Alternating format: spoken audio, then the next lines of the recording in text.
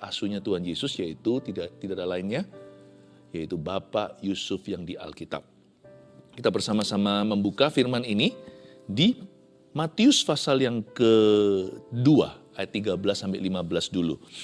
Dengan judul langkah praktis, ikuti tuntunan Tuhan. Yes, langkah praktis, ikuti tuntunan Tuhan.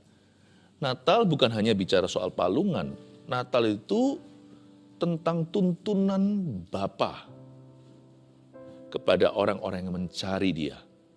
Tuntunan tidak tanggung-tanggung, orang Majus itu dituntun langsung oleh bintang yang bergerak. Itu nggak main-main loh. Berarti yang Maha Kuasa itu setir bintang itu.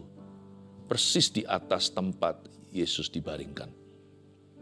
Dan satu orang lagi yang paling saya kagumi, yaitu Yusuf, suami Maria. Penyingkiran ke Mesir terjadi, yaitu Matius pasal yang kedua ayat 13-15 saya bacakan.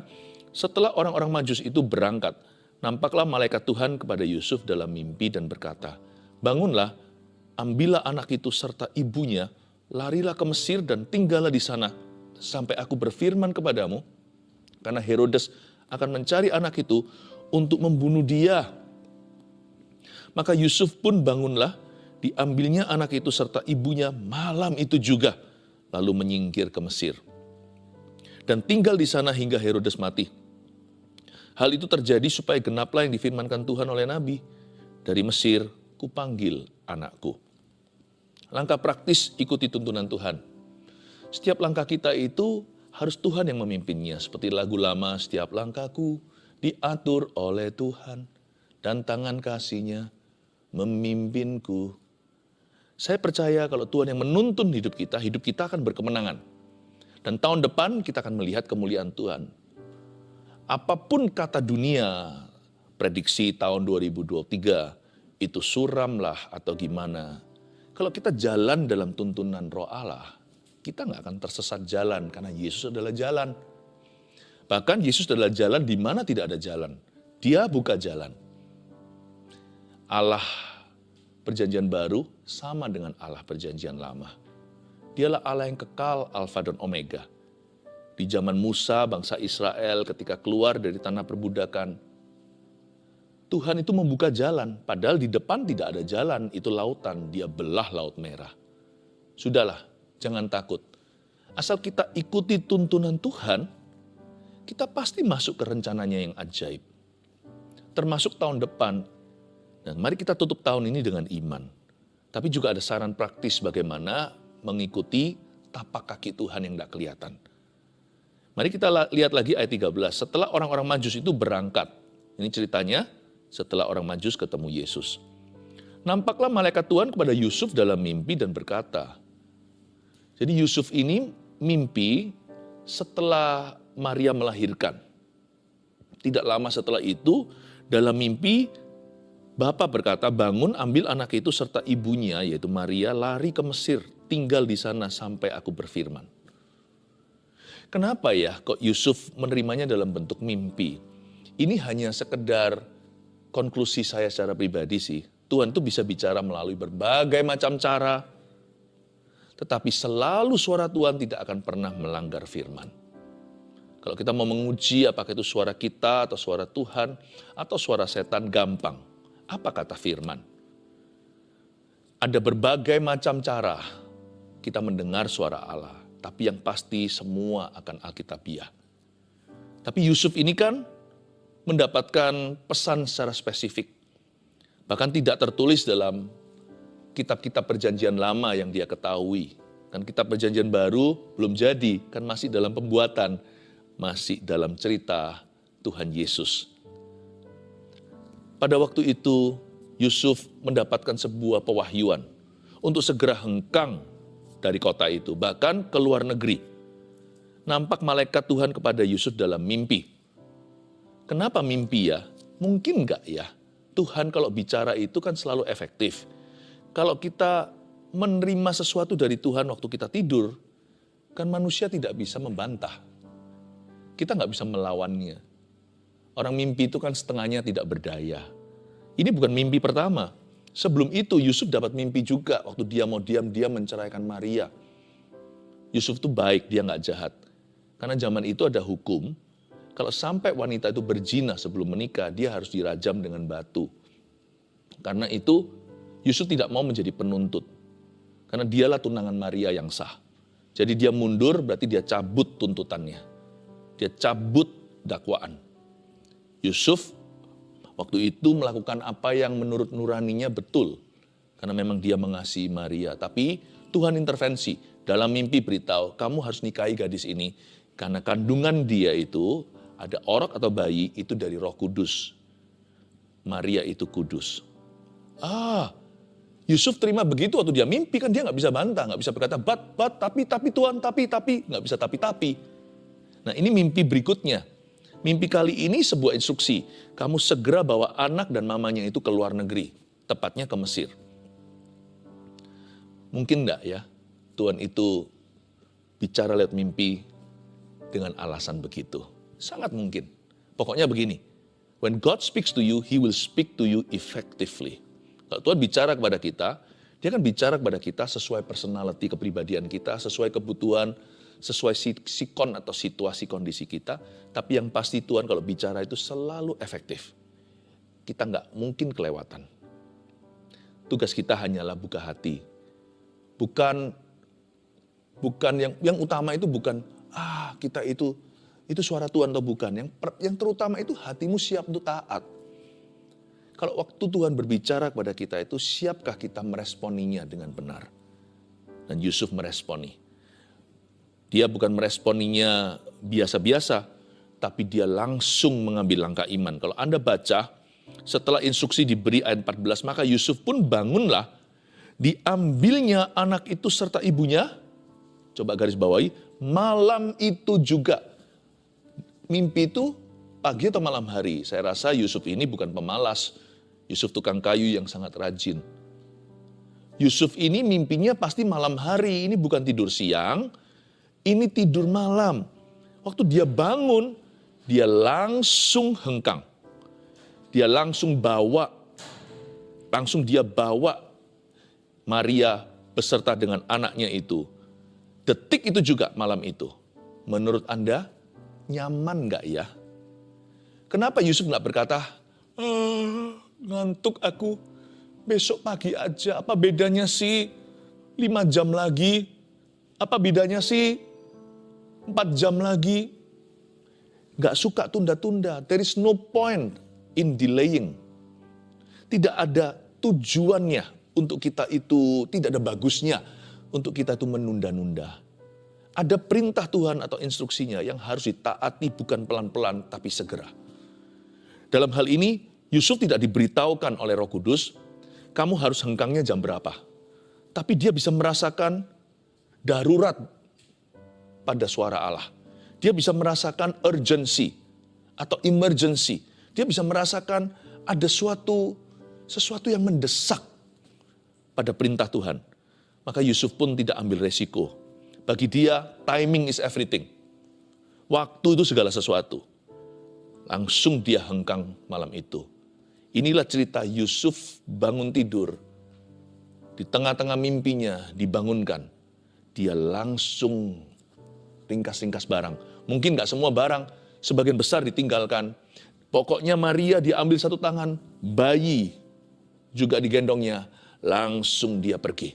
Malam itu juga pergi malam hari. Lalu ayat 15, setelah dia sampai di Mesir ya dan tinggal di sana, hingga Herodes mati, itu perintah Tuhan. Hal itu terjadi supaya genaplah yang difirmankan Tuhan oleh Nabi, dari Mesir kupanggil anakku. Yusuf itu taat. Taat itu bukan saja melangkah. Taat itu juga berdiam diri. Kebanyakan kita sukanya aktif. Tapi nanti kalau Tuhan tidak berbicara sesuatu yang baru, maka kita nggak betah di situ. Ada orang tertentu itu yang nggak bisa tenang gitu. Nggak bisa berserah penuh. Saya rasa iman itu juga berarti belajar diam dan setia di mana Tuhan tempatkan. Kalau Tuhan tidak memberitahukan langkah berikutnya, kenapa nggak kerasan tinggal di langkah sebelumnya? Tidak selalu kita harus cari pewahyuan baru. Kita juga harus belajar berbuah di pewahyuan lama. What's next? What's next Tuhan? Apalagi Tuhan, apalagi Tuhan. Kalau tidak, Tuhan tidak memberimu sesuatu lagi. Kenapa tidak hargai yang Tuhan berikan sebelumnya? Belajarlah diam, belajar juga untuk setia. Di sini Yusuf disuruh tunggu. Wait for me, kata Tuhan kepadanya dalam mimpi. Tunggu sampai Herodes mati. Sampai aku berfirman lagi. Tunggu di sana sebelum ada tuntunan yang baru. Ini suatu langkah praktis juga untuk mengikuti jalan Tuhan. Kadang-kadang mengikuti tuntunan itu kita bisa mendahului Kristus. Sangat sering loh kita lihat dalam hidup ini orang-orang yang mendahului Tuhan. Tuhan belum ngomong dia sudah berjalan. Tuhan tuh gak suka korban, Tuhan lebih suka ketaatan. Mendengarkan itu lebih baik daripada korban bakaran. Jangan mendahului Tuhan juga. Kalau Tuhan tidak memberikan tuntunan, jangan kita itu nekat. Belajar dengar-dengaran dengan Roh Kudus. Karena banyak orang itu tersesat jalan. Karena dia ambil konklusi sendiri seperti Raja Saul ya kan. Raja Saul kan nunggu tuh Samuelnya memang terlambat berapa hari. Saya rasa ada kesengajaan di dalamnya. Tuhan memang tuntun Samuel untuk terlambat datang untuk menguji Saul. Dan Saul itu memang tergesa-gesa. Dasar kedagingan, tidak mau nurut, tidak ada yang namanya kekang pada dagingnya. Kalau Tuhan nggak ngomong, ya sudah aku jalan. Jangan salahkan lo ya, aku kan kepepet nih ceritanya. Aku kan terjepit, terhimpit. Aku terpaksa lakukan itu karena paksaan rakyat, karena desakan mereka. Bukankah itu dalih Raja Saul yang ditinggal oleh Allah? Tuhan murka sama dia. Apa-apaan ini ya? Nggak bisa kau todong Tuhan seperti itu. Terpaksa Tuhan. Karena rakyat sudah menuntut. Kalau aku belum berjalan, kamu jangan sekali-kali mengambil langkah. Bukankah itu yang Tuhan perintahkan pada bangsa Israel lewat tiang api, tiang awan. Kalau tiang api, tiang awan itu tinggal, mereka berkemah. 12 suku itu berkemah masing-masing suku di wilayahnya sendiri-sendiri. Mereka pasang panji-panji. Tapi kalau tiang awan itu mulai bergerak atau tiang api, maka mereka mulai berkemas-kemas termasuk suku Lewi. Langsung ringkas-ringkas, perkakas-perkakas, kemah pertemuan, semua barang-barang suci. Kalau dia bergerak, baru mereka bergerak. Kalau dia diam, mereka harus diam, bercokol di tempat, kerasan. Jangan kemana-mana. Seperti perintah Tuhan pada Yosua. Dalam mengikut aku, kamu harus hati-hati merenungkan firman. Jangan menyimpang ke kiri atau ke kanan. Jangan berani-berani berkata, Tuhan, saya rasa aku mau lakukan ini untuk Tuhan. Padahal Tuhan tidak suruh. Itulah sebabnya banyak orang tidak bisa ikuti tuntunan Tuhan. Karena Tuhan bukan Tuhannya. Because He is the master of His own life. Not your will be done, but my will be done. Bukan kehendakmu yang jadi, kehendakku yang jadi Tuhan. Akulah Tuhan atas hidupku. Ikuti tuntunan Tuhan itu berarti dia Tuhan, kita hamba. Kalau Tuhan belum berkata, jangan paksa. Kalau Tuhan belum melangkah, tinggallah di sana. Ayat 19 sekarang kita baca ya, 19 sampai 23. Sekarang ceritanya langsung di-cut, pembunuhan anak-anak di Bethlehem. Itu terjadi sudah ya, di tengah-tengah. Setelah pembunuhan yang cukup mengejamkan itu, untung-untungnya Yusuf langsung taat. Coba dia terlambat 1 jam.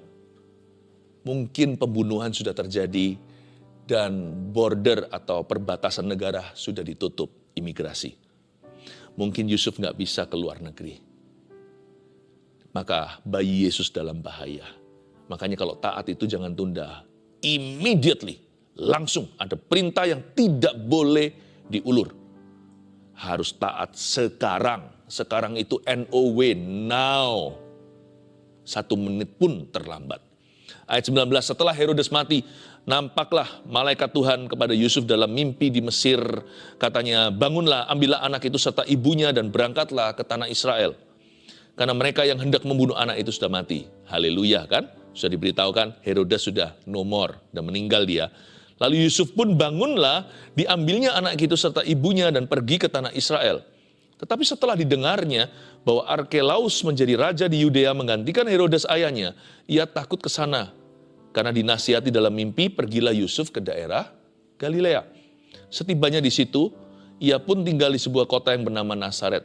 Hal itu terjadi supaya genaplah firman yang disampaikan oleh nabi-nabi bahwa ia akan disebut orang Nazaret. Ayat 21.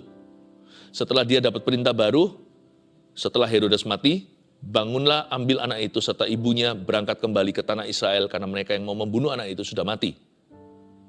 Lalu ayat 21, lalu Yusuf bangunlah, diambilnya anak itu serta ibunya dan pergi ke tanah Israel. Saya nggak tahu tepatnya jam berapa Yusuf berangkat pulang kampung. Tapi yang pasti ini tidak semendesak waktu dia bergegas-gegas pergi. Waktu dia pergi karena peringatan bahwa Yesus ada yang mengancam nyawanya. Maka ayat 21, Yusuf bangunlah. Kalau tadi yang kita baca, Yusuf pergi malam-malam, sekarang ini Yusuf pergi pagi-pagi. Mungkin dia berkata, nggak apa-apa, tunggu kita ringkas-ringkas barang dulu. Karena berita acaranya beda. Sebelumnya tadi kan Herodes ingin membunuh anak ini. Tapi sekarang Herodes sudah mati. Setiap perintah itu harus ditaati. Ada yang harus ditaati now sekarang. Ada yang perlu ditaati segera, tapi nggak perlu sekarang juga. Anda bisa ambil waktu dulu.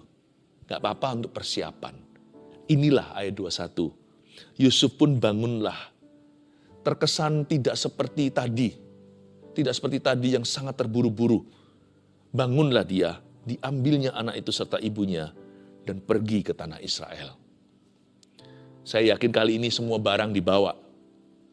Tetapi setelah didengarnya bahwa Arkelaus menjadi raja di Yudea menggantikan Herodes ayahnya, ia takut ke sana. Yusuf lihat, ternyata yang gantikan Herodes itu putra mahkotanya sendiri. Like father, like son ini pasti seperti ayahnya juga. Maka dia nggak berani ambil resiko. Ini pentingnya kita jangan hanya doa atau dengarkan suara Tuhan. Kita juga perlu pakai akal budi kita yang sehat. Ini yang saya sebutkan, doa itu perlu dilanjutkan dengan survei dan mikir. Karena saya percaya kalau kita berdoa, akal budi kita ini diperbaharui. Roma 12 katakan pembaharuan akal budi. Tuhan tidak akan membuat semua keputusannya. Tuhan akan membuat keputusan itu bersama dengan kita. Kita juga perlu memakai hikmat-hikmat yang Tuhan berikan. Kita perlu mengambil semua keputusan itu di dalam Kristus. Tidak tentu Tuhan Yesus yang selalu memutuskan untuk kita. Kita perlu mengambil tanggung jawab dan juga membuat keputusan di dalam Tuhan. Kita perlu menimbang apa yang baik, apa yang tidak. Apa yang baik, apa yang lebih baik, dan apa yang paling baik. Tuhan memberikan kepada kita itu pikiran. Dan pikiran kita di dalamnya juga tinggal Roh Kudus jikalau kita menjaga kesuciannya. Jikalau pikiran tidak dikotori dengan pornografi, kepahitan, tidak dikotori dengan semua dosa-dosa yang mengikat kita, pikiran kita bisa menjadi senjata kebenaran. Coba lihat ya Yusuf ini, dia nggak perlu orang brilian. Dia ini tukang kayu, seorang yang mungkin pendidikannya sederhana. Tapi kelihatan mata, kalau ini Arkelaus yang menjadi raja di Yudea menggantikan Herodes, common sense lah. Udah pengetahuan umum. Kalau papanya sejahat itu, anaknya kemungkinan juga jadi orang baik, susah. Dan lalu karena dinasihati dalam mimpi, pergilah Yusuf ke daerah Galilea. Bukannya dia pergi ke Bethlehem atau di daerah Yudea. Dia naik ke utara. Dia nurut sama Tuhan. Sesuai dengan mimpi itu dia harus pulang ke kampungnya. Kembali ke tanah air. Tetapi di dalam negeri dia pilih kutub utaranya. Dia nggak pergi ke kutub selatan. Itu adalah wilayah kekuasaan Raja Herodes dan putra mahkotanya.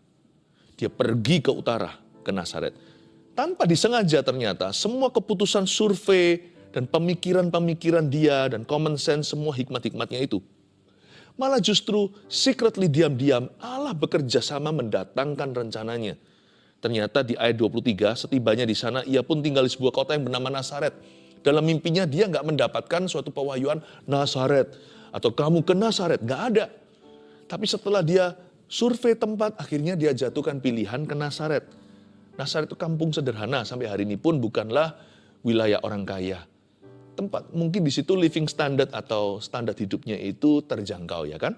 Dan dia bisa mendapatkan workshop untuk dia bisa bikin prakarya dari kayu lalu dijual, perabotan misalnya. Di situ adalah kampung nelayan. Orang-orang juga banyak gembala di situ. Karena itu Dia rasa itu tempat yang paling pas untuk dia besarkan keluarganya. Mungkin kampung halaman Nazaret itu karena mereka itu orang-orang biasa, komunitasnya lebih terjaga, lebih tidak individualistis. Dia merasa mungkin anaknya nanti, Yesus dan anak-anak kemudian dari pernikahannya dengan Maria, itu nanti pasti lebih gampang dibesarkan, di mana ada komunitas, tetangga saling peduli. Tempat ini kok rasanya the best for me. Dia pakai semua pertimbangan-pertimbangan layaknya seorang kepala keluarga.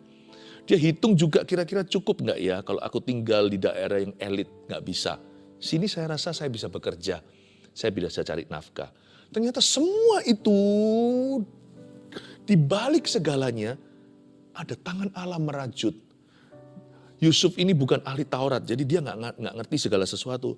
Siapa sangka semua keputusannya itu sesuai dengan nubuatan Allah. Hal itu terjadi supaya genaplah firman yang disampaikan oleh nabi-nabi bahwa ia akan, maksudnya Yesus Kristus, akan disebut orang Nazaret. Tahukah Anda, kita hanya melakukan bagian kita secara bertanggung jawab di hadapan Tuhan. Kita hanya lakukan yang terbaik lah, gitulah pepatah yang biasa kita dengarkan. Just do your best, God will do the rest. Lakukan yang terbaik, Tuhan akan lakukan sisanya atau selebihnya. Betul. Tahu nggak? Waktu kita lakukan bagian kita, Allah itu bekerja di tempat yang tidak kelihatan. Tidak nampak mata.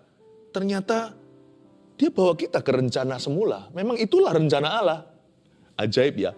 Daripada Yusuf gigit jari lalu berkata, minta tanda, minta tanda. Enggak. Dia keluarkan semua kalkulasi. Dia survei semuanya. Lalu dia timbang-timbang. Keluarganya seperti apa. Cocoknya di mana. Dia lihat bayi Yesus yang tentunya sekarang sudah menjadi anak kecil. Dia berkata, saya rasa saya mau memberikan yang terbaik. Tempat ini adalah the best for him. Untuk dia menempuh studi atau belajar. Wow. Belum lagi, dia jauhkan dari selatan ke utara. Dijauhkan anak ini dari bahaya. Karena anaknya Herodes, putra mahkota, sekarang memerintah di sana. Karena itu dia buat sejauh mungkin. Naik lagi. Sudah perbatasan, Nazaret itu. Teruskan lagi, sudah naik ke luar negeri, ke Syria dan sebagainya. Mesir itu di bawah, jadi harusnya paling nyaman atau convenient. Yusuf taruh anaknya di Yerusalem atau Bethlehem. Karena dari Mesir dia keluar, tapi dia traveling lagi naik ke atas. Belan-belanin bayar harga, capek loh itu. Boyong-boyongan, seluruh rumah tangganya. Gak apa-apa, sejauh mungkin bayi Yesus harus aman, anakku ini. Titipan dari Roh Kudus harus aman di tanganku sampai nanti suatu hari dia melakukan misi yang untuk itu dia diutus ke dunia ini. Luar biasa ya. Apa yang kita bisa pelajari langkah praktis ikut tuntunan Tuhan ini? Saya kasih 3 poin untuk merangkumnya. 1, lakukan langsung perintah Tuhan yang menjadi rema.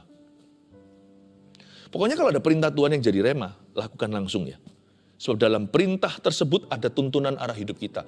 Kalau kita nggak tahu kita mau kemana dari sini, nurut aja sama perintah yang hari ini diwahyukan kepadamu. Perintah itu nggak usah diwahyukan. Seluruh Alkitab ini penuh dengan perintah Tuhan. Tapi waktu kita baca Alkitab, ada perintah tertentu itu yang relevan untuk kondisi kita sekarang. Dan sangat-sangat berbicara untuk keadaan kita. Dan kalau Tuhan minta itu daripadamu, entah itu mengampuni, entah itu bersyukur, entah itu melakukan sesuatu sesuai dengan firman-Nya, lakukan, jangan ditunda. 1 jam pun akan beda. Timing is everything. Tidak ada poinnya, tidak ada untungnya mengulur-ngulur ketaatan kita. Kalau semua itu indah pada waktunya, paling indah itu waktunya adalah sekarang untuk taat kepada firman. Jangan berkata besok aja. Jangan suka untuk mengulur apa yang bisa Anda lakukan hari ini.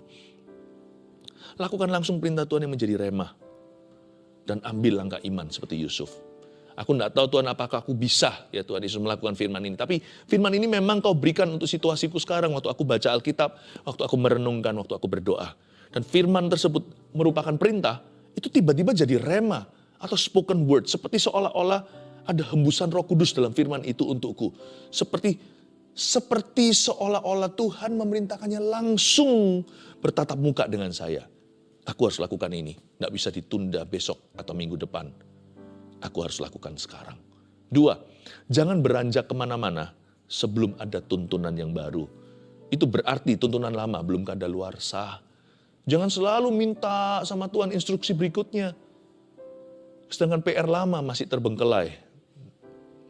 Kalau kita masih ada ketaatan yang tertunda, lakukan itu dulu. Jangan minta berkat. Jangan minta sesuatu yang besar. Perkara kecil aja kita belum setia. Sebab kita harus setia dulu dalam perkara sederhana. Barulah Tuhan memberikan yang luar biasa. Sebelum ada tuntunan yang baru, don't go anywhere. Jangan beranjak kemana-mana. Bukan berarti kita nggak baca Alkitab ya. Kalau kita sudah baca Alkitab, ada sebuah rema kita dapat, kita sedang lakukan itu. Nanti minggu besok kita baca Alkitab lagi, masih ada rema baru. Tapi rema baru itu mungkin berupa janji, assurance, atau kepastian, atau pengulangan perintah kemarin yang kita terima. Seperti penekanan lagi atau peneguhan. Nah ini yang perlu kita lakukan. Ini akan dikejar sama Roh Kudus. Kemanakah aku dapat pergi menjauhi rohmu Tuhan? Ya ini akan terus dikejar sama Tuhan sampai kita lulus. Kalau kita nggak lulus-lulus, ini akan diher terus. Ini akan diulang lagi. Lakukan itu segera. Jangan ditunda. Siapa tahu kalau engkau menundanya 3 jam, ternyata Herodes akan membunuh bayi. Ternyata setan akan gets the upper hand. Setan akan memperoleh uppercut. Dia punya keuntungan atas hidupmu. Dia punya tumpuan kaki. Siapa tahu setan punya advantage. Jangan izinkan. Taat pada Tuhan sekarang itu yang adalah the best scenario. Yang ketiga, pakai akal budi yang sehat juga dalam mengambil keputusan. Seperti tadi itu, pakai hikmat kayak Yusuf. 3 langkah praktis yang saya berikan hari ini di saat teduh bersama, episode Natal. Kita dalam perenungan hari Natal ini, kita belajar untuk melakukan langsung perintah Tuhan yang menjadi rema bagi kita hari ini. Kedua, jangan beranjak kemana-mana sebelum ada tuntunan yang baru. 3, pakai akal budi yang sehat juga dalam mengambil keputusan. Saya berdoa tahun depan, kita akan mengenapi semua yang diajarkan hari ini. Dan hidup kita akan melihat kemenangan demi kemenangan, dibawa dari kemuliaan pada kemuliaan yang lebih besar. Dan di mana Tuhan Yesus Gembala kita menuntun kita, selalu kita akan menyaksikan di depan rumput hijau, air yang tenang. Mari berjalan bersama dengan Tuhan.